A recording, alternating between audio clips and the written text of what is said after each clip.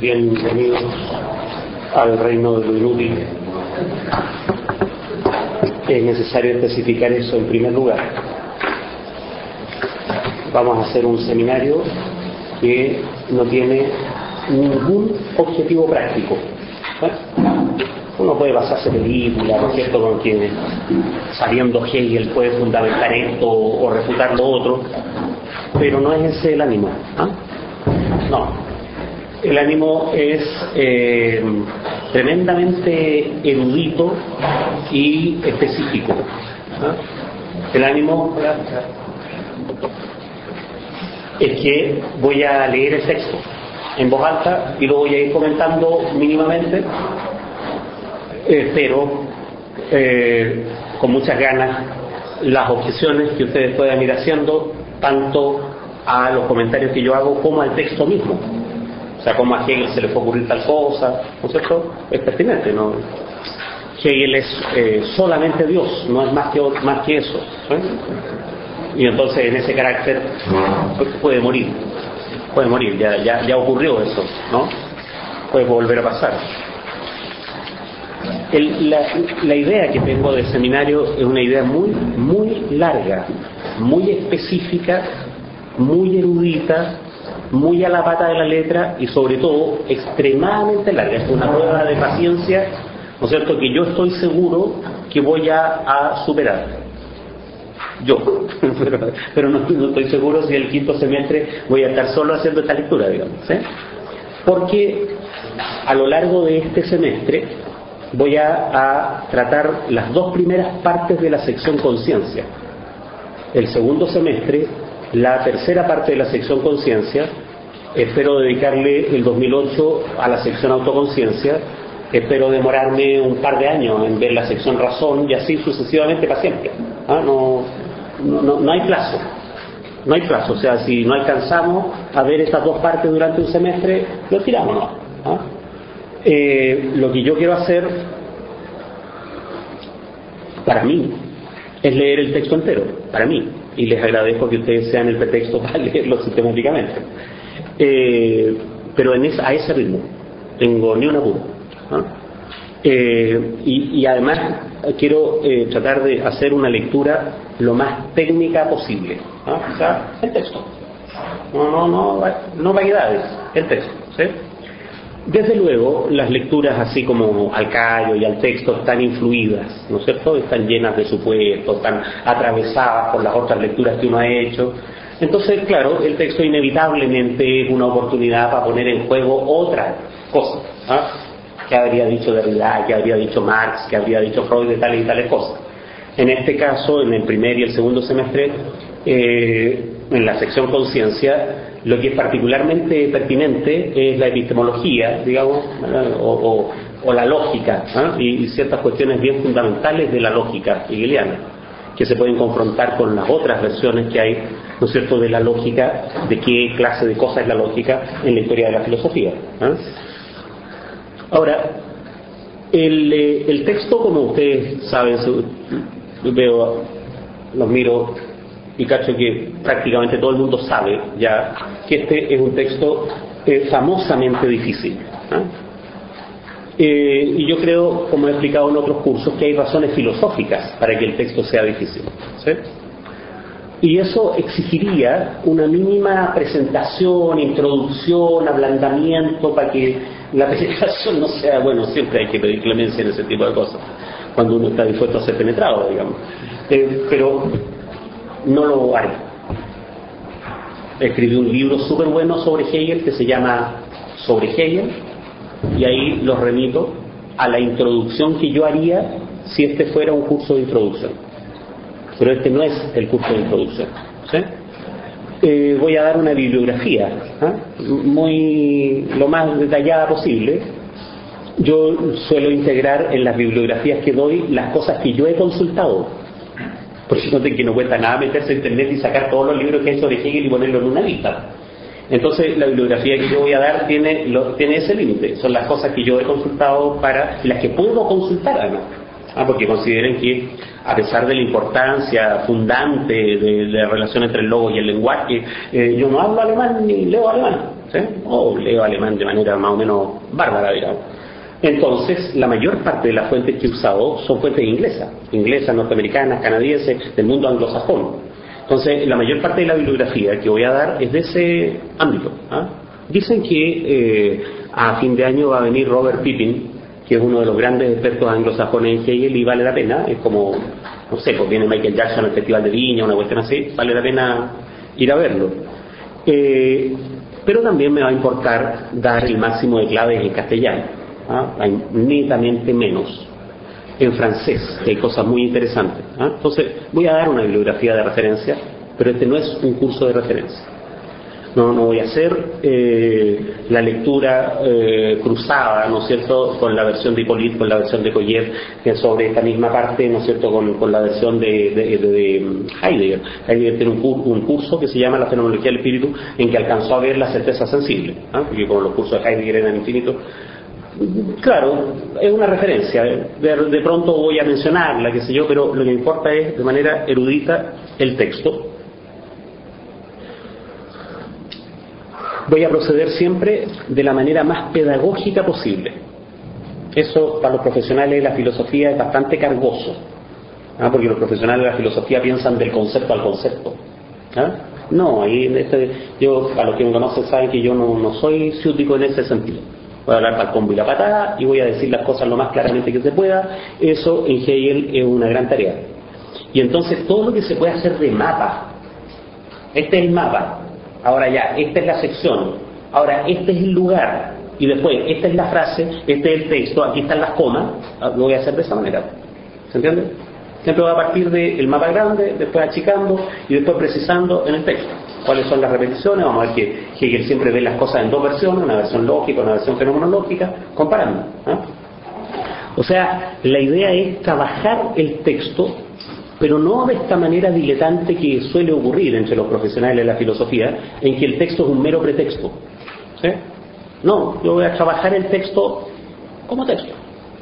Hago en lo posible, eso desde luego es imposible, pero en lo posible establecer qué es lo que dice ahí.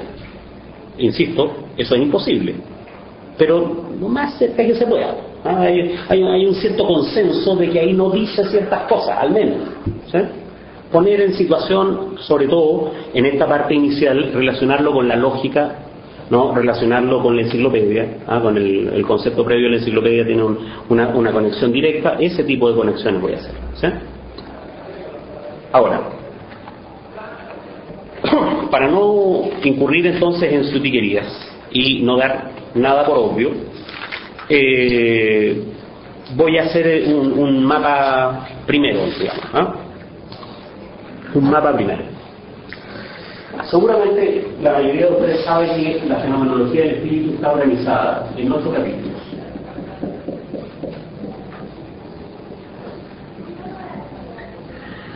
Los capítulos tienen números romanos.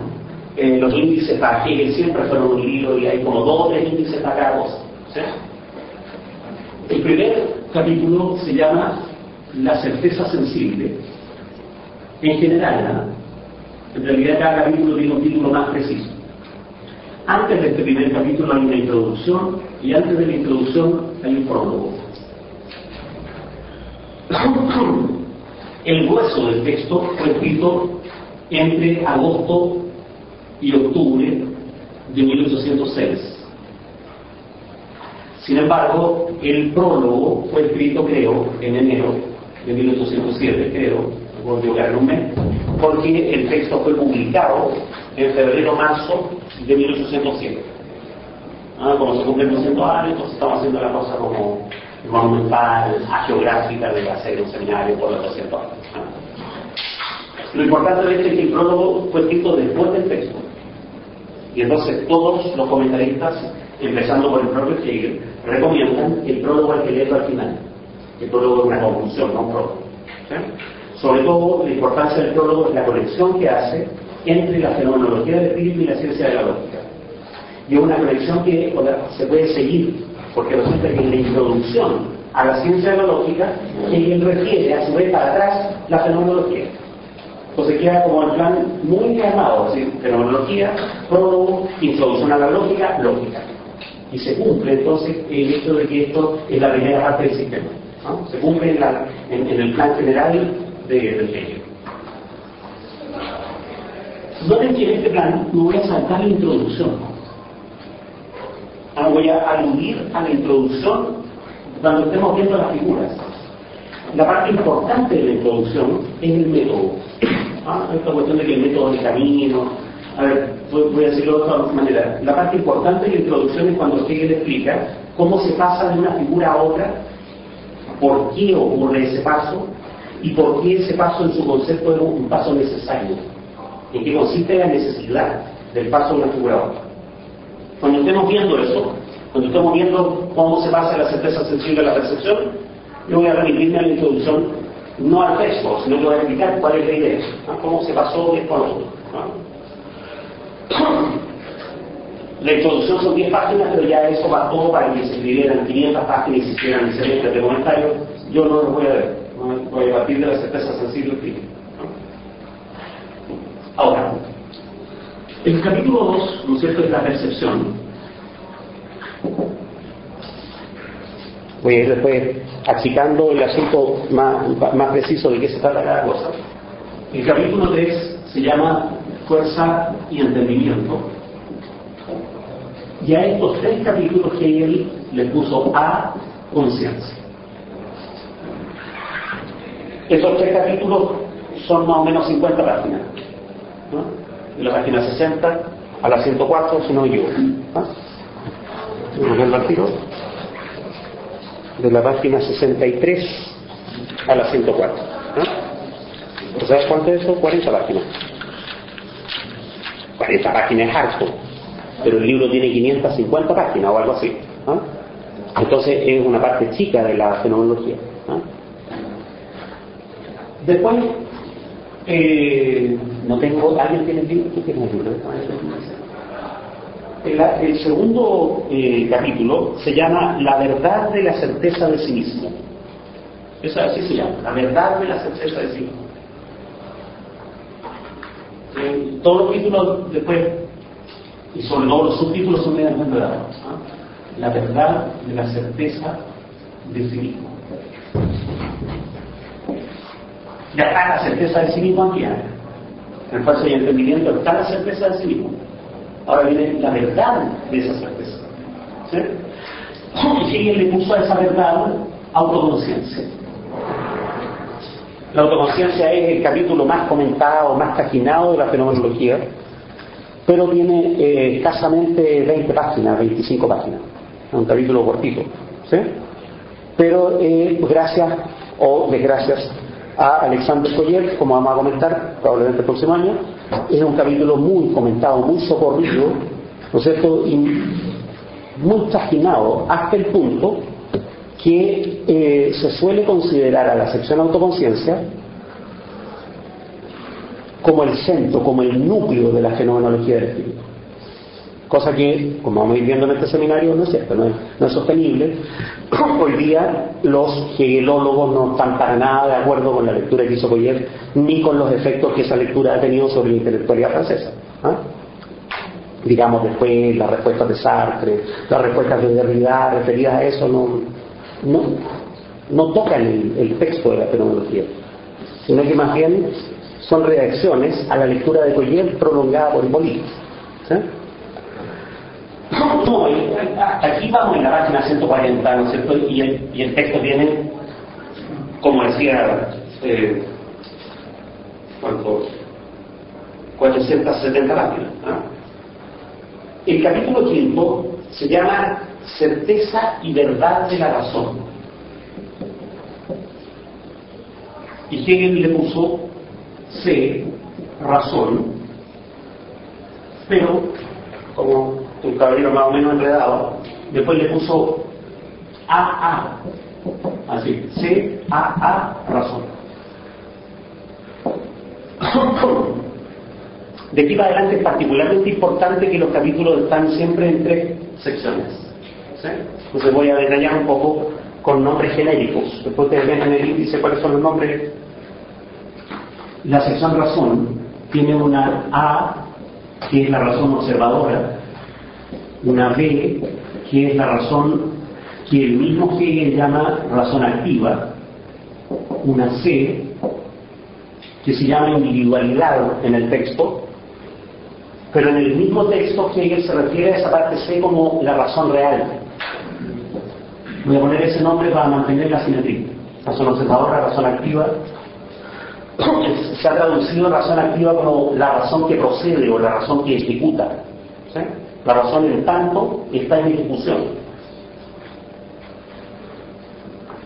El capítulo 6 se llama el espíritu, y Hegel, en la reelaboración que hizo después del índice, le puso de espíritu. Entonces aquí en el espíritu hay tres partes. Esto corresponde más o menos a cada semestre que vamos a hacer, ¿no? Un semestre sobre esto, otro sobre esto, otro sobre esto, ¿sí? Pues son textos enormes. Sobre todo la sección razón, un texto enorme, tiene 129 páginas. Es decir, es el triple que la autoconciencia. Y eso en Hegel no es banal. El tipo no, como he comentado muchas veces en cursos anteriores, Hegel no es un poeta. O sea, no se va de pluma, así como llega y escribe y abunda en palabras. No, es curiosamente denso, conciso. Dice lo que quiere decir y se escribe el doble de página. Suele ser porque tiene el doble de cosas que decir. Eso no es una garantía en cualquier filósofo, no. En Hegel es más o menos riguroso. En la sección espíritu hay una parte que es la eticidad, otra parte que es la cultura y otra que es la moralidad. La sección espíritu tiene 164 páginas, es la más larga, ¿sí? Y es rarísimo que no sea, por una razón textual, considerada el centro de la fenomenología, porque si uno considera el conjunto del texto es como obvio, es el centro. Porque no te quede después, la sección religión, religión, tiene 64 páginas, y después muy rápidamente el saber absoluto, que corresponde a él, ¿no es cierto? El saber absoluto, la religión, tiene 12 páginas. Y no es banal, no es que se aburre de escribir. El tipo siempre es más coherente de lo que uno cree, porque uno tiene la imagen de los filósofos alemanes, de los idealistas alemanes, salvo Kant, ¿no es cierto? Tiene imagen como de diletante, ¿no? De una imagen formada por Fichte, como Rosen, ¿no es cierto? Por Schlegel, que escriben así como no le importa derramar palabras, siempre usan más palabras que las ideas que quieren decir. Hegel en eso es extremadamente conciso, denso, apretado, ¿eh? Feuerbach, comparando a Schelling con Hegel, dice: Schelling, ¿no?, siempre sorprende Hegel sorprende a los que piensan, Schelling sorprende a los que no piensan. Schelling dice las cosas difíciles de manera elegante, ¿no? Hegel dice las cosas difíciles de manera ruda, directa, ¿sí? Como brutal, y es muy asertivo eso, ¿no? La sección religión también tiene tres partes que son significativas, porque después vamos a ir viendo como las analogías estructurales entre una cosa y la otra, como van correspondiendo unas secciones con otras, que son la religión natural, la religión del arte, la religión revelada, no en el sentido de revelación, vino el ángel y lo reveló, sino que, ¿cómo se llama? Offenbarung, no, yo no sé muy bien la palabra alemana, pero creo que es Offenbarung, ¿no? Manifiesta, o sea, la religión que entre nosotros resulta manifiesta, aflora, que brota. Eso es revelada en el sentido de que entre nosotros surge algo, ¿sí? Por eso la palabra revelada no es muy gráfica, es mucho menos gráfica que la palabra alemana, ¿eh? ¿Cuál es el tema? Lo que yo creo es que el centro de la fenomenología del espíritu es la crítica que Hegel hace de la Revolución Francesa, que es una crítica filosófica, no critica a Robespierre, digamos, lo menciona, lo trata como figura, pero es una crítica muy filosófica, muy de fondo. La fenomenología del espíritu es un texto que se enfrenta a una realidad política muy traumática. El reino de la libertad es posible, pero es inseparable del terror. Y hay un capítulo de la fenomenología que se llama explícitamente así: la libertad absoluta y el terror.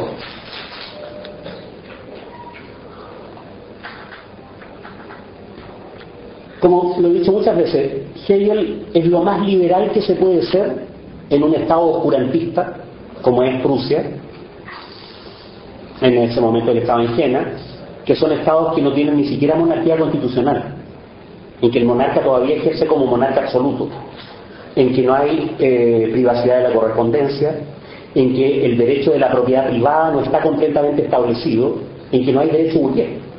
Piensen ustedes que la primera constitución alemana es de 1848, o sea, 18 años después de la muerte de Hegel. Entonces, en esas condiciones, ser liberal y al mismo tiempo rector de la Universidad de Berlín es un poquito difícil. Hegel es todo lo liberal que se puede hacer, que se puede ser en esas condiciones. Digamos, desde un punto de vista biográfico, ¿no es cierto?, brindó por la Revolución Francesa y la toma de la Bastilla todos los años de su vida, lo que era un gesto por el cual, en esa época, el monarca podía llevar preso a alguien, ¿sí? Entonces, ¿cuál es su problema? El problema es cómo hacer real las promesas contenidas en la Revolución Francesa, evitando el totalitarismo y el terror que conlleva este gesto revolucionario, ¿no es cierto?, de tomarse la Bastilla, hacer añicos del Estado de Derecho, ¿no es cierto?, poner a un gobernante que parece ser democrático, pero que en el fondo es más totalitario que el monarca anterior. Se podría decir que el problema de Hegel es el totalitarismo implícito en la perspectiva ilustrada. Es decir, cómo el extremo de la ilustración coincide con el régimen totalitario que él llama la libertad absoluta. Es raro, porque la fenomenología ha sido muy poco leída, pero alguien la ha leído, digamos. Es raro que la gente no se haya fijado que este problema de la libertad absoluta en Hegel está ligado muy directamente, textualmente. O sea, al lado de este texto hay otro, ¿no es cierto?, 2 páginas después, que es el problema del reino de la utilidad. El reino de la utilidad es la manera burguesa, es decir, es la manera hegeliana oscura de hablar de la economía burguesa o de la anarquía del mercado. Entonces Hegel está viendo el asunto, por decirlo en términos muy posteriores, ¿no? Muy posteriores, ¿en 2 niveles? La libertad absoluta que conduce al terror político y la anarquía del mercado, que es otra clase de terror, ¿sí? La anarquía del mercado que crea una tendencia centrífuga en la sociedad, que crea una tendencia a la disgregación. Entonces, la hipótesis central desde la cual yo voy a leer este texto es que lo que Hegel está tratando de hacer es mostrar que se puede conciliar las libertades de la Revolución Francesa con el espíritu de comunidad, que se puede conciliar la autonomía del ciudadano con una sociedad congregada. Y a mí me parece que la receta que Hegel propone es que eso es posible solo con un Estado de Derecho que esté imbuido por el cristianismo de tipo luterano que Hegel ha radicalizado. ¿Sí?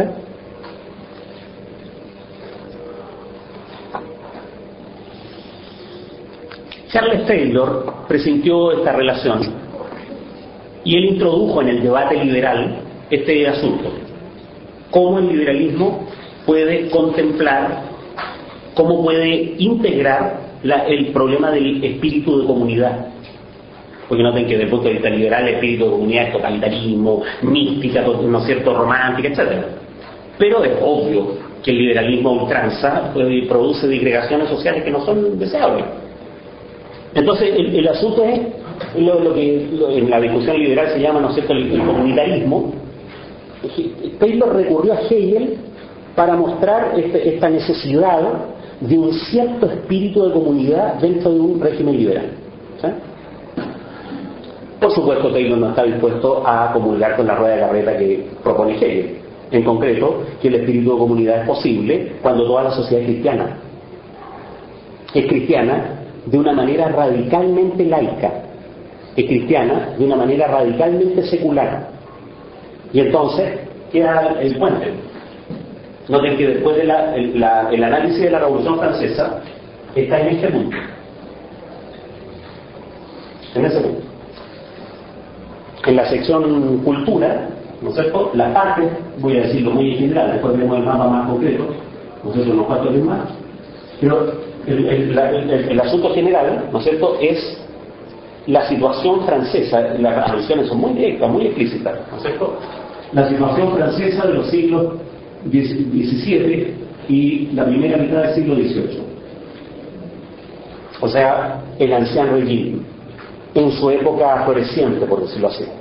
En una época en que había una cierta estabilidad entre la monarquía y los poderes feudales, ¿sí? Y cómo el ancien régime deriva en la monarquía absoluta, ¿sí? Y entonces Hegel hace una crítica en el plano cultural, no político-económico, sino en el plano cultural de la monarquía absoluta. Una movida muy elegante, porque andar criticando a la monarquía absoluta ingenua en 1807 era un poco riesgoso. Entonces él hace una movida bien elegante, que es criticar de manera brutal la monarquía absoluta. O sea, solo la mala voluntad política puede no darse cuenta que Hegel está diciendo unas cuestiones por las cuales debería haber ido preso. Está diciendo de la monarquía absoluta que tiene al lado, pues no te Cartagena, una ciudad de 20.000 habitantes, una caga de ciudad, que tiene universidad, tiene el principado y el resto son puros campesinos. Entonces él está muy cerca de la monarquía, y en Berlín también. Cuando Hegel fue rector de la Universidad de Berlín, Berlín tenía 100.000 habitantes. ¿Sí? Entonces el rey, el ministro de Cultura, el rector de la universidad al lado. ¿Sí? Entonces, ¿qué es lo que hace él? Establece la crítica al carácter absoluto de la monarquía en un plano cultural, en un plano filosófico. Y lo que describe es la descomposición del ancien régime a través de una serie de figuras. ¿Sí? Describe la decadencia en la segunda parte del siglo XVIII, ¿no es cierto? La decadencia 1740-1790 de la monarquía absoluta. Y en esa descripción de la decadencia de la monarquía absoluta, el reino de la utilidad tiene un papel muy relevante. O sea, no era necesario ser nunca para darse cuenta que Hegel lo que estaba haciendo ahí era criticar la economía burguesa al interior de la monarquía absoluta, hacer ver la contradicción entre el liberalismo económico y el carácter absoluto de la monarquía. ¿Sí? Eso es como muy visible en el texto. Y entonces, ¿cómo procede la crítica aquí? En esta parte bien agradable. Hegel hace una crítica de la Ilustración. Tiene una crítica como media lateral, porque critica la Ilustración a través de figuras literarias, no directamente a través de figuras filosóficas. Y hace una relación bien perversa, bien típica del luterano, entre la Ilustración y el catolicismo. Lo que él llama la fe, que es una cosa en Hegel muy distinta de la religión. ¿Sí? Entonces,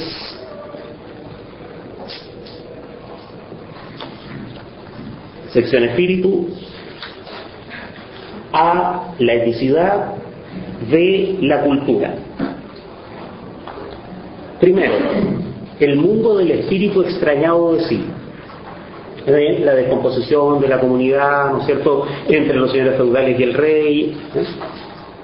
Dentro de eso, la fe y la pura intelección. Y hace una conexión. En el fondo, hace una movida maestra, muestra que la Ilustración es equivalente a la religión católica. Que parecía que era una movida bien curiosa, porque en la época eran manifiestamente lo contrario, pues la Ilustración tenía toda una guerra contra el oscurantismo religioso. Entonces dice, mire, que ese oscurantismo religioso es católico, y la lógica de ese catolicismo es la misma de la Ilustración. ¿Sí? Y entonces ahí está tematizado la Ilustración, y dentro de la Ilustración, punto A, la lucha de la Ilustración contra la superstición, la doctrina de la Ilustración, el derecho de la Ilustración, la verdad de la Ilustración. O sea, es una parte muy sustantiva del texto, la crítica filosófica que Hegel hace de la decadencia de la monarquía absoluta. Ya. La verdad de la Ilustración, capítulo siguiente, la libertad absoluta y el terror. ¿Sí? Esto se llama y Doggy 3, la libertad absoluta y el terror, es decir, la Revolución Francesa. Es un texto, también siempre lo he comentado, extraordinariamente contemporáneo. Pues si ustedes sacan la cuenta, la Revolución Francesa, la toma de la Bastilla, digamos, fue en 1789, y la fenomenología fue escrita en 1806. Hegel es el único pensador contemporáneo de la Revolución que mira como de lejos. Este proceso político termina con la modernidad. Termina. No tiene un criterio historiográfico muy distinto del criterio francés habitual. Los franceses empiezan la modernidad con la Revolución Francesa. Por ejemplo, cuando Michel Foucault dice la locura de la época clásica. La época clásica es antes de la Revolución. En cambio, para Hegel, con la Revolución termina la modernidad y se abre la posibilidad del reino de la libertad y del saber absoluto. Entonces Hegel está mirando a 200 años plazo, digamos. Independientemente de si la chuta en el cálculo político o no, lo que él está haciendo es mirar bajo la destrucción. ¿Qué hay detrás de la figura de Robespierre? ¿Qué hay en este totalitarismo? Para decirlo de una manera anacrónica, fíjense cómo aquí lo que estamos viendo es Stalin, como lo que estamos viendo, ¿no es cierto?, es Hitler, lo que estamos viendo es George Bush. Eso es lo que está el tipo viendo. Si usted sigue consecuentemente con la política de la ilustración, lo que va a dar origen a puros gobiernos totalitarios. ¿Sí? Y entonces, ¿cuál es la falsa salida de eso? Es la impotencia de las éticas de tipo kantiano para abordar esa situación. Y entonces, en la moralidad, Hegel hace una crítica así como demoledora de la ética kantiana. ¿Sí? Las éticas de tipo kantiano han llevado a un particular tipo de enajenación, que Hegel llama en esta sección el alma bella. Si usted es consistentemente kantiano, va a terminar enajenándose, lavándose las manos, diciendo, sí, claro, pero esa es la política, en cambio yo estoy dedicado a la belleza del pensamiento. Y entonces es como una salida, de podemos ver esa lógica, ¿no? De las salidas que la fenomenología quedan truncadas. Hay cosas que tienen salida y otras que quedan interrumpidas, otras interrumpidas. Eso no. ¿Sí? Y entonces, ¿sabe que por esa vía, por la Hegel tiene una frase espantosa? Dice, la verdad de la Revolución Francesa es el kantismo. Ustedes se dan cuenta que la verdad de la Revolución Francesa es el terror, cortarle la cabeza al rey, hacer la matanza de la Vendôme, dejarle escoba a Francia, después iniciar la guerra napoleónica. La verdad de la Revolución Francesa es el kantismo. O sea, las éticas de tipo kantiano llevan o al terror o a la enajenación. Duro. Sobre todo pensando que este es un siglo kantiano y que todos los que tratan de hacer ética actualmente tienen filiación kantiana o neokantiana. ¿Sí? Entonces Hegel es pertinente hoy día para establecer ese debate. ¿Sí? Para establecer el debate de si es razonable. Yo, perdonen el dato biográfico, pero me pasan cosas muy raras. Parece que Carlos Ruiz Schneider está en Francia. Y como él está en Francia, a Miguel Orellana se le ocurrió que yo hiciera el curso de Teoría General del Derecho en la Facultad de Derecho de la Chile. Muy bajo, no sé si está bien que yo sepa sociología y que lea Hegel, pero curso de Teoría General del Derecho. Y entonces he estado ahí en un largo proceso leyendo a Bobbio, ya con el máximo Pacheco Gómez, digamos, que es uno tratado enorme de Teoría General del Derecho. Y me he encontrado con una idea muy curiosa que tienen en la Facultad de Derecho. La idea de que el sistema judicial chileno entra en falencia porque los jueces no son suficientemente formales, porque no cumplen con la formalidad del derecho, porque lo hacen tanto el derecho. ¿Sí? El derecho es claro, hay normas relativamente claras a interpretar, pero los jueces hacen trampa. Hay una especie de corrupción permanente en que el juez se da el divorcio a sí mismo en una semana, ¿no es cierto?, o saca de la cárcel a un narcotraficante. Son informalidades espantosas, censuradas, entre otras cosas, por el propio derecho. Este es el punto. ¿Es que las falencias del sistema judicial chileno se deben a la falta de formalidad de los jueces? ¿O se deben más bien a pedirle a los jueces una formalidad que es impracticable? ¿No se dan cuenta que si uno le pide a un juez una formalidad impracticable, está haciendo la figura hipócrita de permitirle que sea un tramposo? ¿Y cuál es la buena intención? Digamos, los tipos bien intencionados, los tipos que... La buena intención es que, bueno, pero en algún momento tiene que llegar la modernidad, la civilización, la cultura y la decencia de este país. Porque si nunca los jueces son decentes, ¿cómo no tenemos un Estado de Derecho con la gente? Entonces la pretensión ilustrada de poner la formalidad de la ley en el lugar real, apetente del juez. Es como hacer un paréntesis sobre las apetencias de los jueces, del tipo que sean, no solo sobre la mala voluntad del juez, que es un caso terrible, sino incluso sobre la buena voluntad del juez. Porque yo creo que un juez puede torcer la ley por buenas razones. Por ejemplo, meter a un pedófilo que tiene, ¿no es cierto?, una defensa judicial insuficiente y que tiene derecho a procesar y a ser mejor defendido. Pero el juez ahí no mete preso porque es pedófilo y, bueno, salta el detalle de que la defensa es incompetente, por buenas razones. Entonces, no hay problema que los jueces sean corruptos. El problema es más bien que sean corruptos o no, la pretensión de imponer la formalidad de la ley sobre la conducta del juez es el tipo de impotencia ética ilustrada que Hegel está reclamando. ¿Se dan cuenta? Es el que crean el aterrizaje concreto del asunto, ¿no? Esta arrogancia ilustrada. Si nosotros somos unos caballeros, ¿por qué los jueces no pueden serlo? No ven que la diferencia crucial es que estos caballeros son profesores universitarios y en cambio los jueces están directamente en contacto con el narcotráfico y el capitalismo. Y entonces uno puede ser caballero que pasa en clase de la universidad, pero cuando tiene que leer con el cartel de Cali, suele ser un corrupto o un cobarde. Y bueno, ahí la formalidad de la ley se la espalda. Mire, o usted es corrupto y le van a la cara, o le matamos a la señora nomás. Y entonces, frente a eso, imponer el deber ser de la formalidad de la ley es una hipocresía. Y esa es la acusación que Hegel va a hacer sobre la ética kantiana. La ética kantiana es imposible, es impracticable. Solo Dios puede practicarla. Y como es imposible, como es impracticable, entonces es una coartada para la hipocresía. Es una coartada porque yo puedo establecer un discurso muy bonito con una práctica vergonzosa. Esa práctica vergonzosa puede ser contradecir directamente el discurso, tengo un discurso bonito y sin embargo soy incorrupto, o esa práctica vergonzosa puede ser tener un discurso muy bonito pero ineficaz. Un discurso muy bonito que se traduce en no actuar. ¿Sí?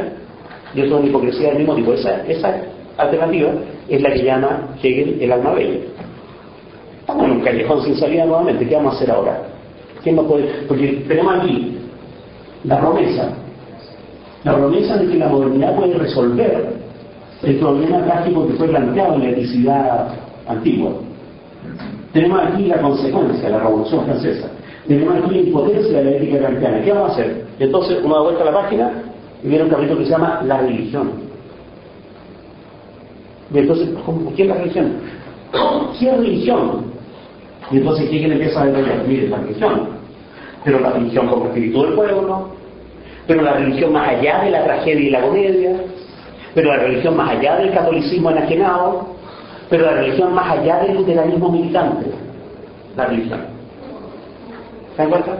Y entonces, ¿cuál es el resultado de este movimiento? El resultado de ese movimiento es que un Estado de Derecho imbuido en la moralidad, no en la moralidad porque el término ya está usado, no, imbuido en la espiritualidad cristiana, laica, secular, ¿no es cierto?, plenamente civil, cristiana, puede al mismo tiempo conciliar la autonomía del individuo con el espíritu de comunidad. Uno puede decir que eso es ingenuo, pero no es una tontera. ¿Entiendes? Después, a medida que pasa el tiempo, uno dice, claro, eso es una ingenuidad creer que la espiritualidad puede resolver un problema y en el fondo un problema material, que es la explotación y todo lo que quieran. ¿Sí? Ya. Pero la tesis no es ninguna tontera. No es una cosa defendible. ¿Sí? ¿Hasta dónde eso lo hace sino reproducir? Aquellos que están en Kant también, pero no es un texto sobre realidad, sino un texto sobre historia. Digamos, cuando la noción de humanidad viene a articular, digamos, la noción de conflicto o de antagonismo, lo que dice la traducción, que estaría al concepto de historia. Lo que hay de común es la confianza en el luteranismo secularizado, que tiene Kant, que tiene Hegel. Lo que hay de diferente es qué clase de cosa es la religión. ¿Ya? Para Kant, la religión es superstición. Y lo que hay que hacer, ¿no es cierto?, es la práctica de una fe muy abstracta, muy ilustrada. ¿Sí? Hay que retirar al milagro, a la comunión, a los santitos de la escena, y hay que poner las condiciones de la moralidad, que son muy abstractas, como condiciones de posibilidad. En cambio, para Hegel, la religión es el espíritu de la comunidad. La religión es un acto. La religión está viva en cada acto de reconciliación, incluso de manera representativa en los actos representacionales, en los actos de adoración y todo eso. Entonces, el modo efectivo de este cristianismo secularizado es muy distinto. Kant va a proponer un cristianismo secularizado que es practicable solo por intelectuales, por estos mismos intelectuales arrogantes que dicen que los jueces deberían ser unos caballeros. En cambio, Hegel va a proponer, ¿no es cierto?, un cristianismo que es practicable por la gente común y corriente, y que desde la gente común y corriente sube hasta imbuir el Estado de Derecho. ¿Sí? Entonces Hegel tiene este mito de que burócratas que estén por sobre los intereses de los estamentos pueden, si están suficientemente cristianizados, regular. Que no es la figura de una dictadura filosófica del estilo de Platón, porque los burócratas son personas comunes y corrientes, administran, no aconsejan, no inventan el saber, sino que vehiculizan la piedad cristiana en forma civil.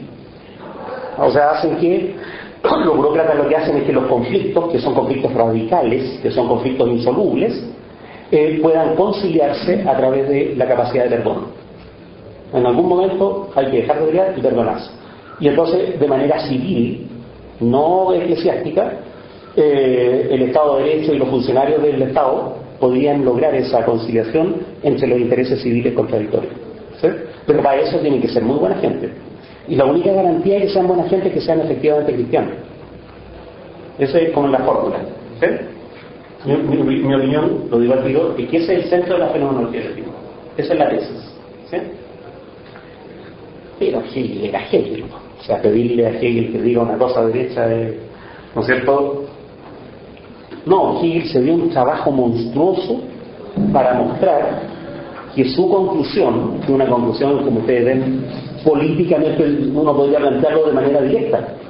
No es necesario escribir la fenomenología del espíritu para decir, oiga, la manera de conciliar el terror es que todos seamos más o menos buena gente y amigos, ¿no es cierto? Este espíritu de comunidad que haría posible este cristianismo secular.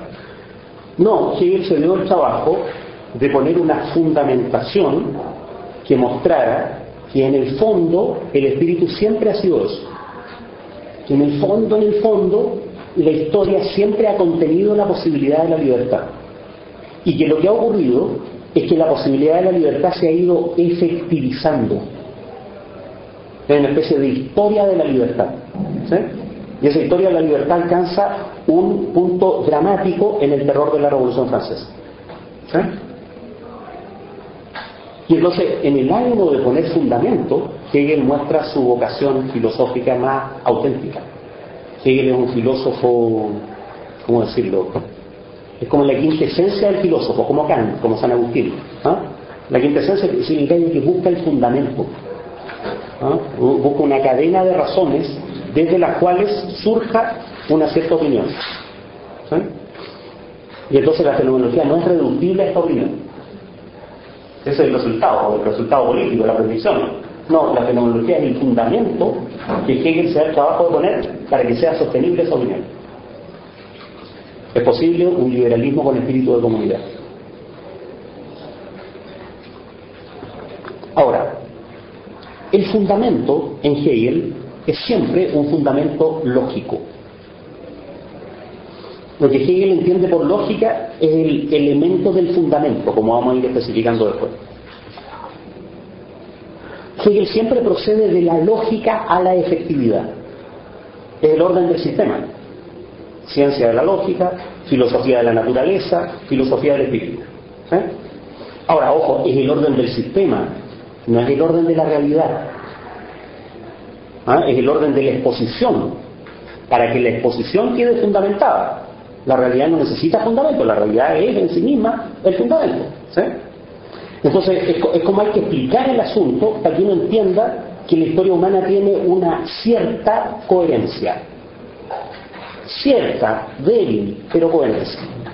Y que uno puede tener una moderada confianza en que el asunto se pueda arreglar. No, que no es un determinista, no es partidario de predecir nada, por supuesto que no cree que la historia sea una ciencia capaz de predecir como la física, todas esas son tonteras, ¿sí? No cree que el destino del espíritu sea necesariamente la libertad, todas esas son tonteras. No, el espíritu cristiano es más bien, uno puede tener una cierta confianza en que la historia no ha sido una sucesión de sinsentido, de caos, de anarquía, ¿no es cierto?, y de absurdo. Hay una cierta confianza en eso. No, de que es así, cierta confianza. De ahí a que uno diga necesariamente ocurrirá algo, hay un espacio enorme. Entonces, la fenomenología puede ser vista así, como qué elementos permiten fundamentar esa confianza, ¿sí? Y con qué clase de problemas se van a resolver. Cuentan las cosas de esta manera.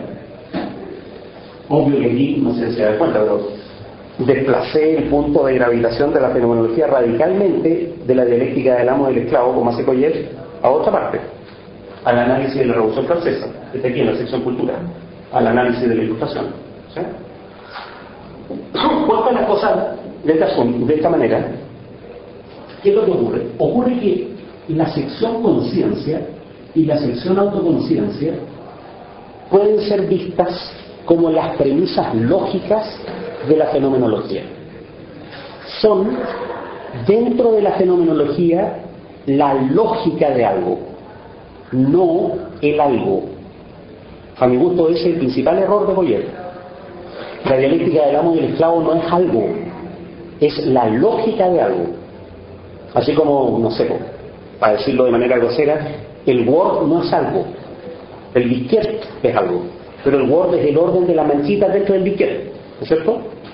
La lógica es una organización, no es una cosa. Entonces la dialéctica del amo y del esclavo es el esqueleto de algo. El algo efectivo requiere mucho más corporalidad y efectividad que ese esqueleto. La dialéctica del amo y el esclavo en particular no es una relación psicológica, que es lo que queda en Lacan, no sé, toda la lectura de Boyer que se prolonga a través de Lacan, no hay nada que ver. La relación paterna es análoga a la del amo y el esclavo y puede tener un cierto rendimiento hacer esa analogía, pero eso sirve para entender a Lacan, no para entender a Hegel, ¿sí? La relación psicológica no tiene nada que ver con Hegel. La sección conciencia es la lógica en sentido teórico dentro de la fenomenología. La sección autoconciencia es la lógica en sentido práctico o la lógica de lo práctico.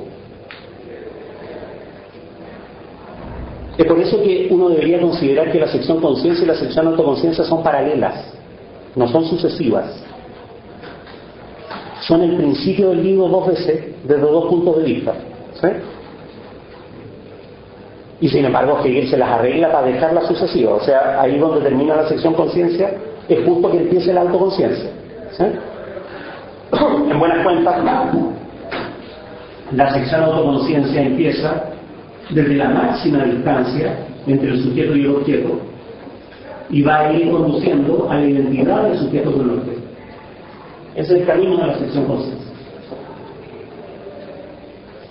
Y la sección autoconciencia va a partir de esta identidad del sujeto con el objeto como autoconciencia y va a plantear, pero de inmediato, el desdoblamiento de esta unidad. El desdoblamiento como el encuentro ahora entre una conciencia y otra conciencia. Es decir, la autoconciencia va, en la sección autoconciencia, va a devenir conciencia. ¿Sí? Y entonces aquí se abre ahora una distancia irresoluble que finalmente va a ser la distancia imaginada entre esta conciencia y un señor absoluto, ¿no es cierto?, que va a ser el Dios exterior, que es la figura de la conciencia desventurada. ¿Sí? Entonces, la certeza sensible, la infinitud, eso después lo vamos a ver en el índice, la certeza sensible, la infinitud. Dos páginas más adelante, esto se llama la infinitud viviente. que es lo que Hegel llama la vida, la primera parte de la sección autoconciencia. Y la infinitud viviente, insisto en esto, de manera inmediata es un desdoblamiento. ¿Por qué es necesario decir eso? Porque la filosofía hegeliana no es una filosofía del origen, y consistentemente no es una filosofía de la caída. O sea, había un origen coherente, hubo una caída y ahí hay una disociación. ¿Sí?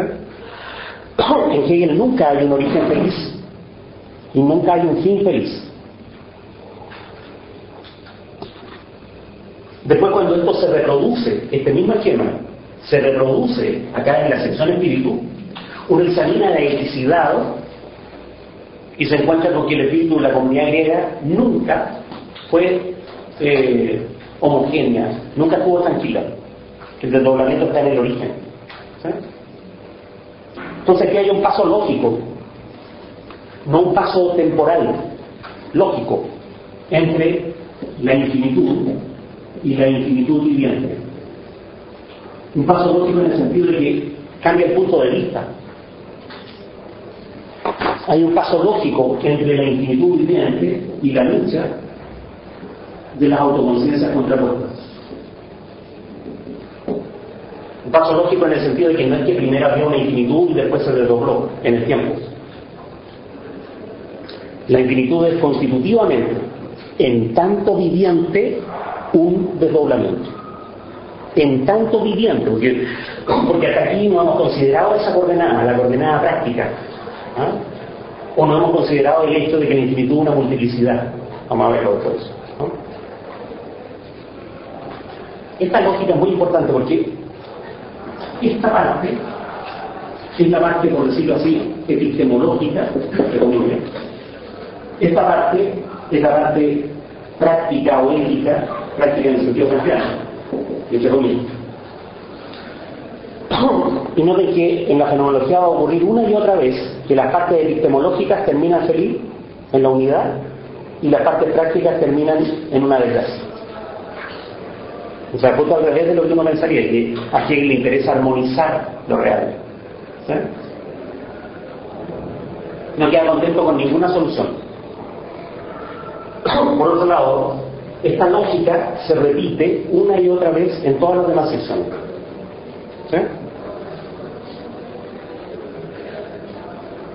Entonces, la lógica en sentido teórico, la lógica en sentido práctico. Y están ligadas de esa manera. ¿Ah? Donde termina una, se empieza el desdoblamiento de la otra. Pero ese no es el asunto. No es el asunto. ¿Ah? Después, bueno, de a poco nos vamos a ir poniendo súbdito y vamos a introducir las palabras alemanas adecuadas al caso, para que ustedes después puedan repetir y decir la Sache. ¿Ah? Claro, eso ya como no podemos hacer un seminario de Hegel sin decir Weltanschauung o Aufhebung. Porque bueno, ya todos deben saber que Weltanschauung significa negación, que Aufhebung significa revelación. Son las confusiones típicas. Pero bueno, digo en alemán, el asunto, la Sache, lo que vamos a traducir como la cosa misma. Aquí no está la cosa misma. La cosa misma, el asunto, empieza cuando Hegel empieza a hablar de lo que efectivamente ocurre. Y eso no es la sección conciencia, ni es la sección autoconciencia. Por mucho que ustedes pongan que a la vuelta de la expedición del polo se quedaron sin alimento y tuvieron que pelear el último pedazo de pan y uno se constituyó como amo y el otro como esclavo, es una tontera. Porque Hegel no está pensando en esos términos de excepción. ¿Sí? O cuando usted tiene 5 años y se enfrenta ante un padre todopoderoso, está en una relación, claro, ya, está bien para la cana, pero Hegel no está pensando en esos términos.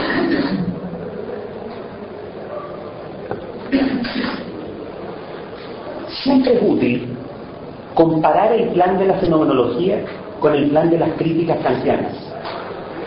Mi opinión es que Hegel está siguiendo ese plan. Ojo, porque el asunto es más largo. Kant, a su vez, está siguiendo el plan de las obras de Christian Wolff. O sea, cada una de las obras de Christian Wolff tiene una respuesta, ¿no es cierto?, en una de las obras de Kant.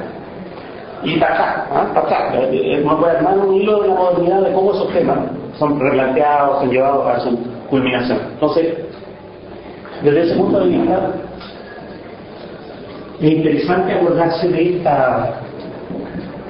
esta formulación tripartita del asunto, ¿no?, de la cosa misma.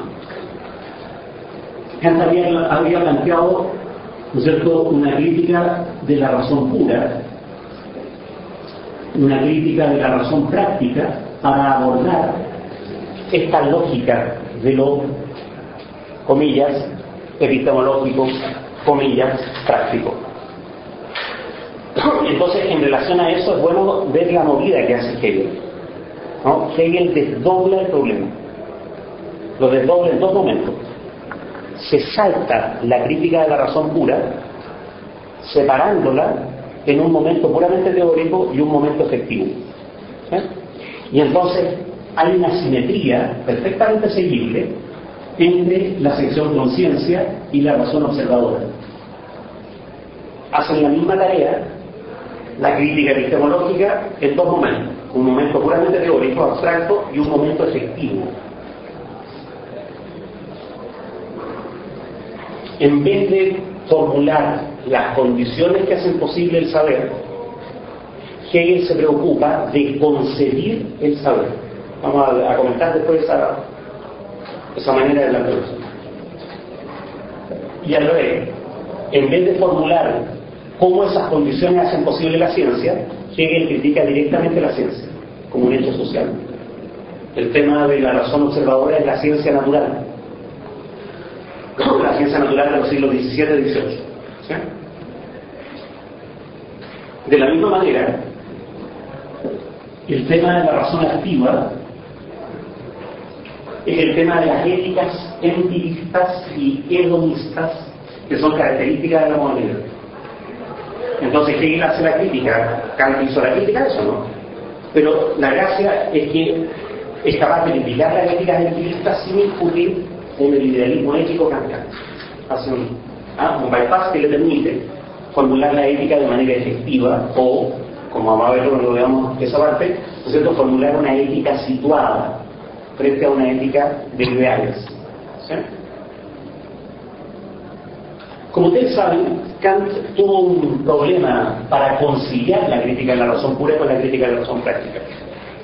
Es decir, tuvo un problema muy de fondo para mostrar que de las condiciones de posibilidad de la libertad se sigue verosímilmente la libertad. Porque no ven que podría ocurrir que las condiciones de posibilidad sean formulables, pero que al mismo tiempo sean imposibles. O sea, que eso que Kant está formulando como deseable no ocurra nunca. ¿Sí?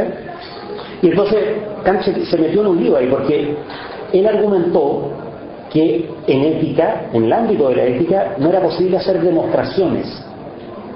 No se puede demostrar algo. Lo que se puede establecer son condiciones de posibilidad a partir de ciertos postulados. ¿Sí? Y entonces a la hora de decir, oiga, pero esto además de estar perfectamente coherente, es posible, yo pillo, no puede demostrar. De ese deber ser no podía seguirse el ser de la libertad. Como ustedes seguramente la mayoría saben, Kant trató de resolver ese problema mostrando que la libertad era posible, porque no se podía demostrar que la libertad era posible. Y para mostrar eso formuló una estética y formuló una teleología. Y esas dos cosas son las que están contenidas en la crítica del juicio, ¿no es cierto?, o en la crítica de la voluntad de juzgar. Entonces es interesante qué hace Hegel en ese mismo lugar. O sea, en ese mismo lugar teórico. O sea, usted mostró que el saber era concebible y mostró que la ética da origen a una ética hedonista y empirista. Claro, pero a usted no le gusta la ética hedonista. Y a usted no le gusta solo el saber como está concebido históricamente. Usted quisiera un saber absoluto y usted quisiera una ética situada que no sea simplemente, que no esté fundada simplemente en la naturaleza humana. ¿Cómo usted muestra que algo más allá de eso es posible? Entonces ahí viene el lugar clave de la razón real. Para mostrar la verosimilitud de la crítica, porque ojo, aquí está la ciencia, aquí está la ética empirista, que quiere criticar, la ciencia quiere criticar la ética empirista en nombre de algo que va a ser posible, que el reino de la libertad, la autonomía del individuo conciliada con la comunidad, etc. Entonces va a tener que emprender un camino que es mucho más largo que este. En vez de la estética y la teleología que muestran, Hegel va a hacer una demostración que todo esto, desde la razón real, ¿no es cierto?, hasta la religión revelada, es la tarea que Kant trató de cumplir con la crítica del juicio. Mostrar que algo más allá de la ética empirista y de la ciencia empirista es posible. ¿Se dan cuenta? Ese es el lugar. O en el espacio en que Kant mostró la posibilidad de la libertad por mostración, Hegel trató de mostrar la historia de la libertad, la historia efectiva. Entonces trató de mostrar que en la efectividad hay un cierto hilo que permite pensar que la libertad es posible. Ahora, la razón real se llama individualidad porque es una descripción muy directa de la anarquía del mercado burgués. En la razón real ustedes van a encontrar una parte muy bonita que se llama el reino animal del espíritu. El reino animal del espíritu es el espíritu bajo la ley de la selva. Y ese reino animal del espíritu es la ética hobbesiana. Ese es como el estado de naturaleza de Hobbes. Entonces Hegel no hace una consideración teórica acerca de si el estado de naturaleza existió, si es criticable o no es criticable. No, el estado de naturaleza es eso que usted ve de la ventana de afuera, es el mercado burgués. No hay que ser Lukács para darse cuenta de eso. Digo por la lectura que hizo Lukács en el joven Lukács, una lectura economicista, media marxista, que Lukács se preocupó de ver todas las afiliaciones en la economía política que hay en la fenomenología. No era necesario nada, porque la relación es muy directa. No, la individualidad no lamento, pero no. Aquí, para poder entender el problema, hay que dar un salto y preocuparse del espíritu, no de la colección de individualidades que forman de manera azarosa, contingente, un grupo social que tiende a disgregarse. Eso es la individualidad. El grupo social puramente liberal y que los individuos hacen lo que les da la gana, pues todo está al borde de la crisis permanentemente. ¿Sí? No. Para poder entender la posibilidad de la libertad hay que preocuparse de quién es el espíritu. Entonces que él retrocede, ¿no es cierto?, de la anarquía del mercado burgués en el siglo XVIII, dando vuelta a la página, y estamos en el siglo V antes de Cristo, o en el siglo VI antes de Cristo, la época antigua, no es la época de Pericles. Pericles ya es el resultado, ¿no? Y se pone a examinar la comunidad antigua. ¿Para qué vamos a decir que se rompe el orden temporal de la fenomenología? ¿No es cierto? Que una movilidad como pasar del siglo XVIII al siglo VI antes de Cristo es como media anómala. No hay ninguna reconstrucción temporal posible de la fenomenología. La única sección de la fenomenología del espíritu que está escrita en orden temporal es la sección religión. Es así. Porque esa es la historia. Esta es la historia, no la anterior. La historia en Hegel es la historia del espíritu. Y la religión es el espíritu ante sí mismo, el espíritu representado. Entonces cuando él cuenta la historia de la religión está contando la historia de la comunidad humana, como comunidad, no como colectivo. Entonces él hace una tarea, digamos de manera ciútica, arqueológica. ¿No? ¿Cómo queda eso? Arqueológica. Es elegante, ¿eh? Busca en una situación que podría ser mostrada como origen algo. Por supuesto, el rigor historiográfico de Hegel es cero. Es cero, nunca existió Antígona. No, él hace una reconstrucción a partir de un par de obras literarias, no solo Antígona, es la Orestiada también. Hay dos tragedias mezcladas ahí. Entonces, la tragedia de Orestes y todo el ciclo de la Orestiada, y la tragedia de Antígona y todo el ciclo de Edipo, ¿no es cierto?, no son una reconstrucción histórica, obvio, pues es una cuestión literaria. Y una cuestión es la literatura que un pueblo hace de sí mismo. O sea, y además un pueblo de hace 2000 años. Entonces, no, por lo que Hegel buscó un lugar cultural, por decirlo así, ejemplar. Ahora, claro, todos somos más pluralistas, de por qué no eligió el Ramayana, ¿no es cierto? ¿Por qué no eligió el Popol Vuh? Sí, sí podría. Y probablemente en términos antropológicos en el Popol Vuh uno encontraría también que la ciudad y la tradición estaban en contradicción. Es el concepto el que importa. Hegel, que era un adorador de Antígona, no sé, que tradujo Antígona la tradujo del griego al latín cuando tenía 13 años. No le costaba mucho el ejemplo, porque lo entendía muy bien. Pero no es el mundo griego el tema. El tema es la contraposición en el momento de articular la comunidad entre la formalidad de las instituciones y la informalidad de la tradición. Para Hegel eso es muy significativo. ¿Sí? El tema es la relación entre el derecho establecido y el derecho consuetudinario. La relación entre ciertos lugares sociales que representan el orden jerárquico y otros lugares sociales que representan más bien la piedad y la comunidad. Y a Hegel le parece que uno es el lugar de la familia y otro es el lugar del Estado, no del gobierno, no del Estado como en la filosofía del derecho va a aparecer después, no, del Estado en el sentido de hay en la sociedad instituciones. ¿Sabes por qué no ven que Creonte, que el personaje no solo es el rey, pues también es el primer ministro, el cardenal, cumple todas las funciones al mismo tiempo? Entonces el Estado en todas sus dimensiones es el que haya institución. A Hegel le parece que el encuentro entre las garantías de la institucionalidad y la sabiduría de la tradición es súper importante. Y el defecto de las comunidades humanas hasta ahora es no saber conciliar, ¿sí?, la piedad de las relaciones intersubjetivas con las garantías de las instituciones. Pues las instituciones tienen una gracia, ofrecen garantías que más o menos dentro de un orden estamental, ¿no es cierto?, permiten una cierta igualdad de trato. En cambio la piedad es esencialmente arbitraria. La piedad es compatible con la ley del ojo por ojo y diente por diente, por lo menos hasta Antígona, ¿sí? Después en el cristianismo se va a acabar eso.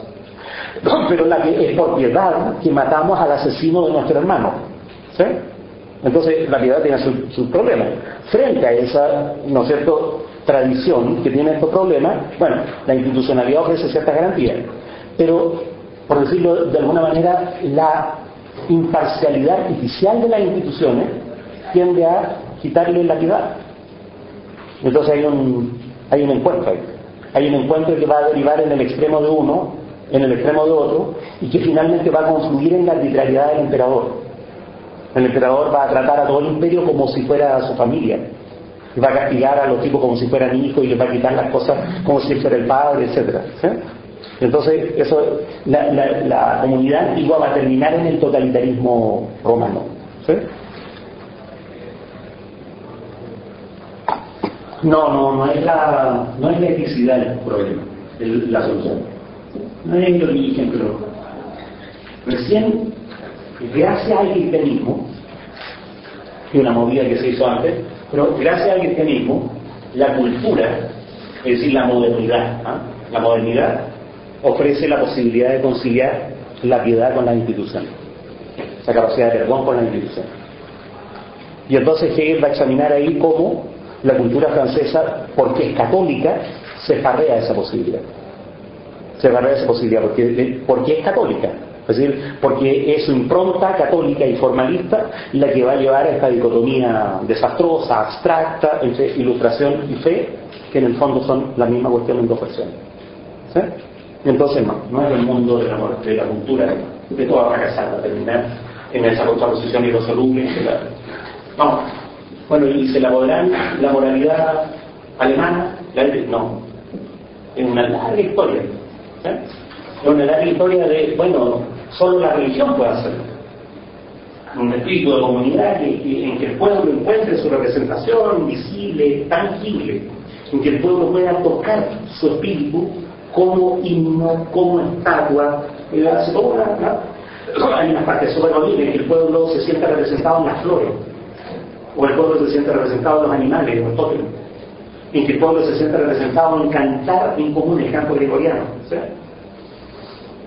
¿Pueden esas formas de religión? No, en tanto religión natural no se puede. En tanto religión del arte, no se puede, por la misma razón que no se podía acá. La religión del arte repite el movimiento de Antígona. La religión del arte es la estética de la fenomenología. Entonces, cuando uno, ¿por qué digo esto? Porque piensa, ¿dónde Kant fue a poner la estética? Como mostración. ¿Y dónde Hegel puso la estética? En la historia de la libertad. ¿Sí? Ese ámbito, el ámbito de lo bello,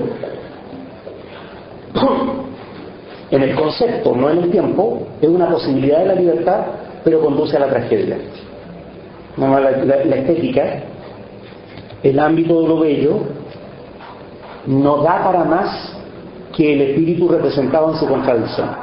La estética no da para conciliar la contradicción, da para representarla nomás. Por eso en las tesis después posteriores, ¿no es cierto?, del fin del arte y toda una serie de cosas que han sido mistificadas de una manera bastante espantosa. No es la religión, en tanto espíritu bello, el que puede resolver el problema. No. Es una religión humanista, radicalmente humanista, que es la religión de verdad. La religión del hombre. O es una religión que asume la tragedia y la vive. Y que es capaz de salir de la tragedia a través del perdón. Esa es la religión importante. Cosa que la tragedia no pudo hacer. Todas las tragedias terminan mal. La tragedia cristiana, acuérdense, y al caballero le pasaron cosas bastante graves, ¿no? Y más encima era Dios, lo que hace un poco más grave el asunto. El caballero perdona. Y la tragedia tiene salida. O sea, en algún momento el problema se tiene que arreglar. Pero no se va a arreglar objetivamente. Se va a arreglar por un regalo. ¿Cómo se acaba con la cadena del ojo por ojo, diente por diente? Se acaba en un momento que dice, bueno, ya, está bien, mataste a mi hermano, pero te perdono. Yo no. Si te mata a ti, tú vas a matar a mi hijo, y si mi hijo mata a tu hijo, tu nieto va a matar a mi nieto, etc. ¿Sí? Entonces vamos a hacer un corte gratuito. El perdón es un don, ¿no? Un corte gratuito. Porque somos seres humanos, porque ya hemos vivido toda esta tragedia durante tanto tiempo, vamos a decir, nos perdonamos. Entonces, la posibilidad del perdón cumple en Hegel el papel de mostración de la posibilidad de la libertad. Y acá cumple la experiencia de lo bello y el orden teleológico de la naturaleza. ¿Sí? Entonces, a gran escala hay una especie de contrapunto entre el hecho de que la razón es apetente, deseante, y el hecho de que en tanto historia humana, esa razón apetente puede llegar a un estado en que es capaz de perdón. ¿Es el primero punto de vista utilitario o es por una convicción luterana, como usted decía, de la salvación por gracia? Es bueno insistir en eso, es una versión radicalmente secular de esa idea de la salvación luterana. El punto aquí es que la salvación no llega de otro lado, sino que es un don instalado entre los seres humanos. O sea, Dios está en nosotros en la medida en que somos capaces de perdonar. Esa es la manifestación de Dios en nosotros.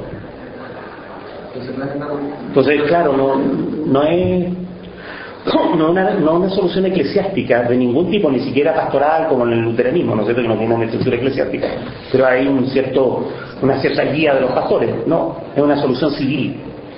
La sociedad civil se reconcilia, ¿sí? La figura política de esto es la reconciliación. La figura interna subjetiva es el perdón. La reconciliación, bueno, y hay un capítulo de la fenomenología que se llama explícitamente de esa manera. La salida de del alma bella, ¿no es cierto? ¿Qué es eso? Le buscan en el índice, van a encontrar la moralidad, la concepción moral del mundo, pues eso es Kant, la buena conciencia, el alma bella, eso es Schiller, de alguna manera Schelling, ¿no es cierto? El mal y su perdón, ¿sí? Como ahí mismo, la relación que tiene el alma bella frente al perdón. Y después viene una tercera parte que se llama así de nuevo, el mal y su perdón, en que ahí dice, bueno, a diferencia del alma bella, que dice perdonar, pero de hecho lo que hace es lavarse las manos, lo que hay que instalar es la capacidad de perdón real, de reconciliación efectiva, ¿sí? Sin lavarse las manos, ensuciándose las manos. Eso está, lo pueden ver ahí en la página 384 de Hegel, explícito. Es bien explícito, como Hegel trata de mostrar, de nuevo al punto de fondo, Hegel trata de mostrar que una sociedad civil reconciliada es posible. A pesar de que la razón es apetente, de que la razón es constitutivamente conflictiva, una sociedad civil reconciliada es posible. Y para que esa reconciliación sea posible, tuvo que ocurrir una cierta historia. Una historia en el tiempo y una historia en el concepto. Una historia en el tiempo, claro, se fue despegando en el tiempo, pero una historia en el concepto en el sentido de que ciertas experiencias humanas enriquecieron la humanidad hasta hacerle posible ese estado. ¿Sí? Y saber que eso es posible y que está completamente dentro de nuestro ámbito de humanidad es el saber absoluto. Noten que lo que viene aquí, ya se terminó el cuento, se terminó, es posible, la libertad es posible, un juicio empírico, ¿no es cierto? No es la libertad real, no, el juicio conceptual, la libertad es posible por todos estos antecedentes, ya. Pero hemos llegado a saber algo muy importante, hemos llegado a saber que la historia humana es completamente dueña de sí misma, que no hay nada en ella misma que le impida la reconciliación. No hay algo intrínseco que impida la reconciliación. Saber eso, que la historia humana es completamente dueña de sí misma, es el saber absoluto. El saber absoluto es cortito porque en el fondo el puntapié inicial de otra cosa. La tarea de la fenomenología está cumplida en la religión revelada.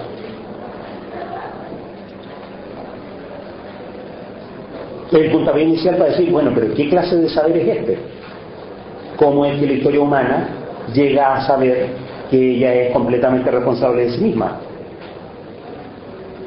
Ojo, ¿qué clase de saber es este? Ese es el punto. No, ¿qué punto de vista es este? El saber absoluto no es un punto de vista. No, pues absoluto. No se dan cuenta que lo absoluto es lo que no es relativo. ¿Sí? El saber es absoluto porque no está referido. Porque no depende de otra cosa. Es un saber autosostenido. ¿Sí? Ese es el argumento. No sé si sobre el argumento general, observaciones, preguntas u objeciones.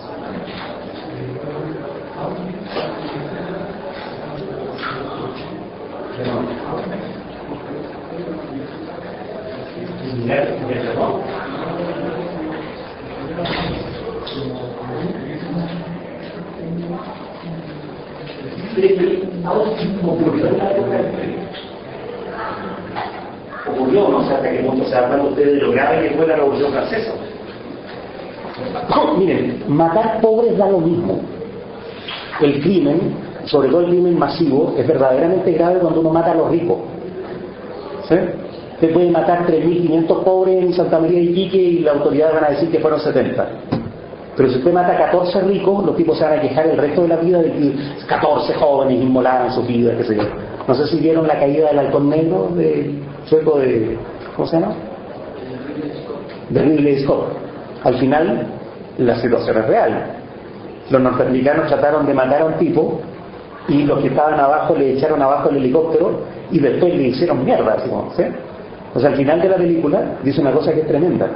Dice, esta película está dedicada a los jóvenes norteamericanos que dieron absurdamente su vida, ¿no es cierto? Y los nombran, fulano, fulano, fulano, fulano, fulano, fulano, larga lista.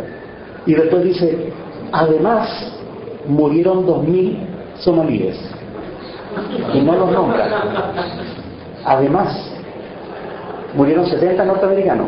Además murieron 2000 de los otros, que son una masa anónima, digamos. Murieron 2000, más o menos. No estamos claros si fueron 2000 o 2500. El punto es muy relevante. ¿Por qué? Porque lo que ocurrió en la Revolución Francesa es que mataron en masa a los ricos.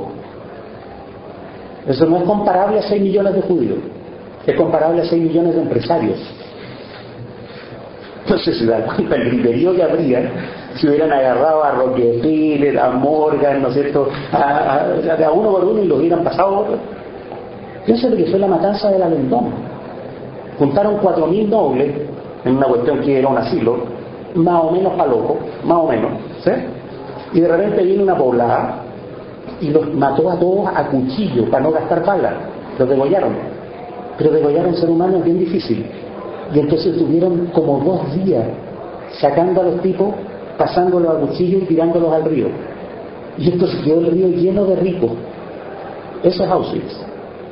Esos son los Auschwitz que impresionan. Impresionan tanto que se convirtió en una especie de tabú histórico, porque eso de andar haciéndole propaganda que se pueden matar ricos en masa es medio peligroso, ¿sí?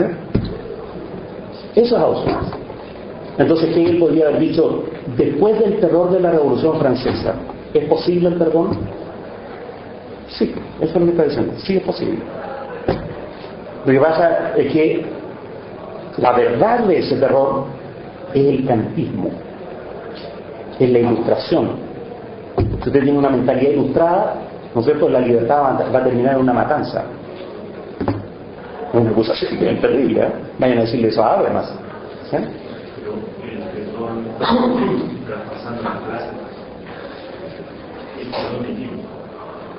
A ver, pero para Hegel el problema de las clases sociales es un lamentable hecho que puede tener muchas formas de atenuarse, pero que es inevitable. Cree en una sociedad estamentaria, digamos, ¿no? En una sociedad en que la lógica de la vida hace aconsejable que los zapateros no traten de ser abogados y que los abogados no traten de ser campesinos. Porque resulta que cuando los abogados tratan de ser campesinos, los tomates salen con el ajo. Y cuando los zapateros tratan de ser abogados, pierden todos los juicios. Hay competencias, todavía hay gremios, ¿no es cierto?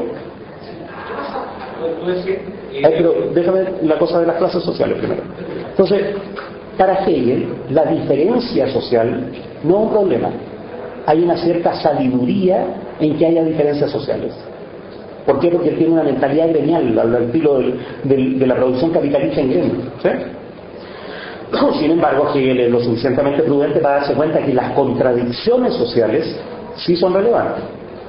Entonces él espera una sociedad en que hayan diferencias sociales, pero no injusticias manifiestas, ¿sí? Lo que él espera es que los zapateros puedan negociar con el príncipe el precio de los zapatos. El príncipe apetente va a tratar de pagarle los zapatos a huevo. Los zapateros apetentes se van a organizar y le van a hacer los zapatos malos, qué sé yo. Y el Estado de Derecho va a ofrecer un espacio de conciliación de esas apetencias. Y eventualmente, Hegel es un tipo muy realista, a la larga va a ser posible que el príncipe se resigne a pagarle el precio justo de los zapatos a los zapateros. Pero eso no implica que los zapateros aspiren a ser príncipe o que el príncipe se ponga a hacer zapatos. Porque en las diferencias estamentarias, como digo, hay una lógica de la vida en esas diferencias. Es natural que si mi abuelo y mi padre fueron campesinos, yo sea un buen campesino. No natural en el sentido de naturaleza, sino en el sentido de oficio humano, ¿sí? Ese es el ideal igualitario de la Ilustración, desde el punto de vista de Hegel, conduce al totalitarismo. No sé si queda claro la situación del problema. no pueden estar de acuerdo con eso, pero lo que estoy diciendo es cuál sería la mentalidad de Hegel. A ver, para decirlo de otra manera, en la respuesta de Hegel frente a eso no es extraña para el sentido común. Es una respuesta razonable. Si uno agarra a una persona común y corriente y le dice, ¿le parece a usted razonable? Es lo que me pasó en la Escuela de Psicología de la Universidad de Chile. Un día el director de la escuela me llama y me dice, pucha, Carlos, lo terrible que está la escuela, todo esto se ha ido descomponiendo, ahora los alumnos no son como antes, entre otras cosas voy a tener que echarte. Era todo un lamento de, imagínate la situación en que yo estoy, y ahora va a quedar peor, porque además tú no vas a estar. Imagínate que incluso yo antes hacía clase en tiempo de la UE y después estuve en el exilio y ahora de nuevo soy director. ¿Y con quién me encuentro? Me encuentro con que la secretaria ahora estudia psicología, hombre. Pero ¿cómo la secretaria va a estudiar psicología? Si estudiaba para secretaria. ¿Es razonable eso? A lo mejor es razonable, porque esas eran buenas secretarias y probablemente sean malas psicólogas. Pero no de que nuestro espíritu pequeño burgués igualitarista diría, pero ¿cómo negarle el derecho a una persona que asienta socialmente? Pero si uno se pone razonable entre una buena secretaria y una mala psicóloga, entre una buena secretaria real y una buena psicóloga eventual, porque no está asegurado que sea buena psicóloga, ¿no? Pero sí era claro que era buena secretaria. Entonces a lo mejor el tipo está diciendo una cosa razonable. No sé si se entiende. Desde luego yo no estoy de acuerdo con eso. Lo que quiero mostrar es que no es una tontera. No es de golpe y raja hacia algo que ofende el espíritu igualitario. Porque el espíritu igualitario ha llevado a varias matanzas, ¿no? Ya nadie puede limpiarse la mano y decir los que hemos sido democráticos fuimos siempre los buenos. Porque hemos hecho bastantes cagadas. En cambio son los totalitarios los que han sido los malos. Ya no se puede decir eso. Entonces ahora hay que atender la cierta sabiduría que habría en esta opinión de Hegel, que es eminentemente conservadora. Yo lo que siempre digo es que Hegel es un conservador, pero no un reaccionario. Y hay una diferencia muy clara entre una cosa y la otra. Eran dos cosas. Una tiene que ver con esta idea de que la educación se encuentra. Una actitud desde ese punto de vista, y de esta lectura de Hegel, que pone bien fácil en que sea una filosofía digamos, de una libertad accesible.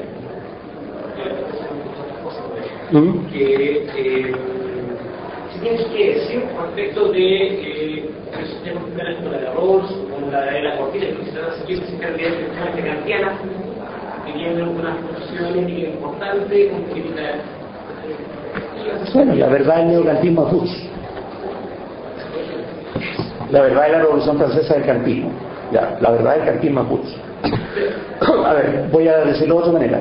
Lo que pasa con las éticas kantianas es que a lo más que pueden llegar es al contrato social.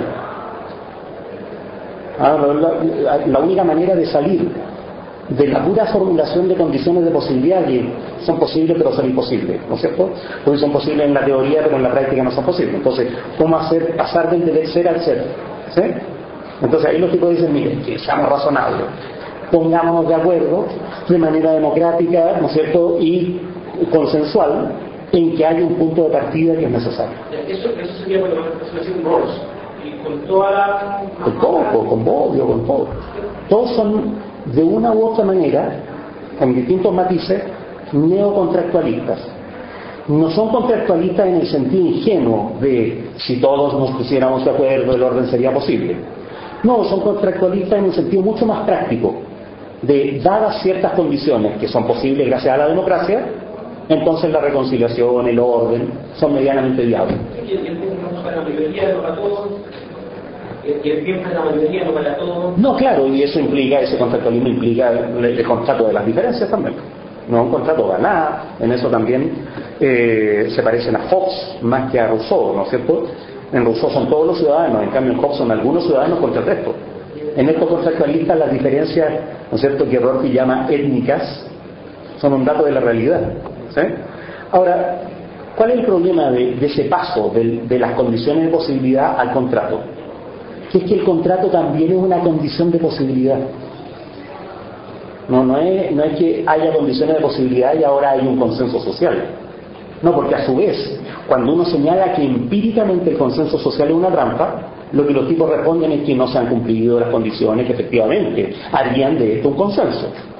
Por ejemplo, si uno dice, oiga, ¿qué consenso hubo, no es cierto, en el paso de la dictadura de la democracia en Chile, cuando en realidad estaba todo formateado por las leyes orgánicas constitucionales? Entonces los tipos dicen, bueno, pero es que no se cumplió lo que efectivamente es un consenso. Si hubiera sido realmente un consenso estaríamos mejor. Pero no se preocupe, porque de a poco se ha ido cumpliendo. Porque hemos ido sacándonos los enclaves autoritarios y nos hemos ido acercando al consenso. Entonces después uno viene y señala, oiga, pero es que el consenso favorece a las empresas transnacionales. Ah, pero es que el consenso también tenía esa otra, ya lo iremos resolviendo. Y resulta que a la larga el consenso no se cumple nunca. Es un consenso ideal, no un consenso actual. Es una meta. El consenso es una meta, no un punto de partida. Pero eso es trampa, pues. Porque el contrato consistía en un punto de partida consensual. Pero ahora nos salen con que el consenso es una meta. Y una meta que a la larga no se cumple nunca, pues. Y si uno la piensa en términos lógicos, no se puede cumplir. No se puede cumplir porque dentro del consenso hay voluntades antagónicas. La ficción del consenso es que pueden haber agentes racionales no apetentes que sean capaces de ponerse por sobre sus apetencias particulares, no para el interés general, que es lo de Rousseau, sino para un cierto interés moderado que consideraría diferencias mínimas que permitirían la coexistencia. No, ni para eso. Ni para eso. Las voluntades son apetentes en sentido antagónico. La diferencia de las voluntades no es una diferencia de nivel, no, es una diferencia de contraposición. Entonces el punto de partida de Hegel es el antagonismo, no la posibilidad del consenso. Dado el antagonismo, ¿bajo qué condiciones históricas, efectivas, es posible el perdón? ¿Sí? Con un Estado de Derecho, con una educación cristiana. ¿Sí? Pero dado el antagonismo, en cambio todos estos neocontractualistas suponen agentes racionales. Y cuando uno objeta que los agentes no son racionales, los tratan a uno de irracional, pues. Al más puro estilo psicoanalista, digamos. Oiga, si usted no supone que los seres humanos son racionales, entonces estamos en una tribu de bárbaros. Y si uno dice, sí, estamos en una tribu de bárbaros, entonces no se puede pensar. ¿Se entiende? Como que yo no puedo entrar a discutir si usted supone que los seres humanos son unos bárbaros. Y se acaba, pues. Y entonces uno dice, mire, hagamos lo siguiente, los seres humanos son unos bárbaros, pero pueden dejar de serlo. Lo han sido históricamente, pero dada una determinada historia, podrían dejar de serlo. Es otro camino, es otra lógica. ¿Sí? Mi opinión es que las éticas kantianas actualmente conducen a la hipocresía del alma bella, a la hipocresía arrogante de decir, es que si ellos fueran unos caballeros, no invadirían Irak. El hecho concreto es que no son unos caballeros. Y lo que el teórico kantiano puede decir es, bueno, lo lamento, al menos yo no habría invadido Irak. ¿Se dan cuenta? Cosa que además es mentira. Porque noten que puesto en la situación concreta, si Rawls fuera presidente de Estados Unidos, habría invadido Irak igual. Pero no sé si se dan cuenta, pero la ingenuidad sobre la racionalidad de los agentes es monstruosa. Es como que el presidente de Estados Unidos se mandara solo. Es como que el consenso ocurriera de la conciencia para arriba. O, en resumen, es desconocer el carácter apetente de la voluntad e imaginar la voluntad racional como una voluntad no apetente. Como apetencia y voluntad y racionalidad serían campos disjuntos, por decirlo así. En cambio, Hegel se encarga de decir que la voluntad apetente es al mismo tiempo una voluntad racional. Que no es contradictorio que sea apetente de manera radical, a vida o muerte, y que a la larga, históricamente, adquiera la capacidad de perdonar. Esa capacidad de perdonar que no tenía Calígula, que no tenía Atila, que no tenía Napoleón, puede tenerla una comunidad humana luterana. Puede llegar a tenerla. Eso es súper importante porque no vayan a creer que Hegel está haciendo un juicio empírico, que no era un ingenuo, así como ya empezó el reino de la libertad, es una tontera. Sobre este argumento general.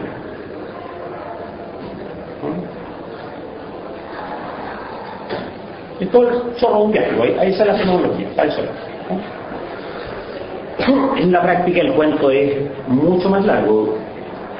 Yo por lo menos no pienso demorarme menos de 4 años en desarrollarlo. Lo que voy a hacer el próximo miércoles es hacer este mismo ejercicio, pero solo en la sección conciencia. O sea, cuáles son las partes de la sección conciencia y después ver cuál es el asunto, qué es lo que está en juego en cada parte. ¿Sí? Entonces ahí nos vamos acercando. Y después lo que voy a hacer es ver el asunto solo en la sección certeza sensible. ¿Sí? Y después, 4 miércoles más adelante o 3 miércoles más adelante, voy a agarrar la certeza sensible y la voy a leer. Supongo que me saltaré algunos párrafos, pero no voy a tratar de no saltarme mucho. Leer, ¿qué es lo... La certeza sensible es muy cortita y todo importante, entonces algunos los voy a parafrasear, bueno, para ahorrar tiempo, digamos, pero en lo esencial voy a tratar de leerla directamente. Eso es. Hagámoslo el próximo miércoles.